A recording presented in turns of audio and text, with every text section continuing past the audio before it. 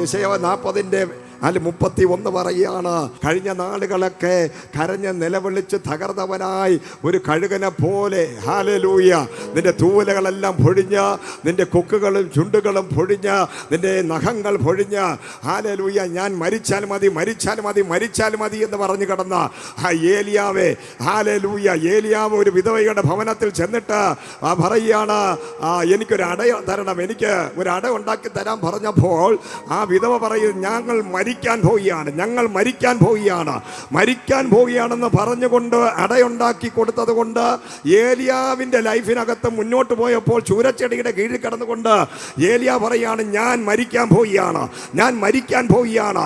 ഹാലേൽ ഒരു വിധവ കൊടുത്ത അപ്പം അവൾ പറഞ്ഞ് ശാപവാക്ക് നെഗറ്റീവ് പറഞ്ഞുകൊണ്ട് ഏലിയാവിന് കൊടുത്തപ്പോൾ ആ അപ്പം കഴിച്ച ഏലിയ പറയുന്നു, ഞാനും മരിക്കാൻ പോവുകയാണ്. പക്ഷേ ദൈവം പറഞ്ഞു, അപ്പത്തിനകത്തൂടെ അകത്ത് കയറിയ കൈവശ ശക്തികള്, ആഭിചാര ശക്തികളെ, ഇവനെ കൊന്നു മുടിക്കാൻ, മിനിഷിയെ തകർക്കാൻ ഇസബേലിയ ശക്തികള് ചെയ്തു കൂട്ടിയ പരിപാടികളെ അല്ല സ്വർഗം തുറക്കാനിടയായി, ഹെവൻ തുറക്കാനിടയായി. സ്വർഗത്തിൽ അടചുട്ടിട്ട് സ്വർഗീയ ദൂതന്മാർ ഹല്ലേലൂയ അപ്പത്തിനകത്തൂടെ അകത്ത് കയറിയ പൈശാചികമായ ശാപശക്തികളെ, മിനിഷിയെ ഒതുക്കാൻ, ശുശ്രൂഷയെ ഒതുക്കാൻ വെല്ലുവിളിച്ച ആ ശക്തിയെ ആത്മാവ് എന്ത് ചെയ്തു?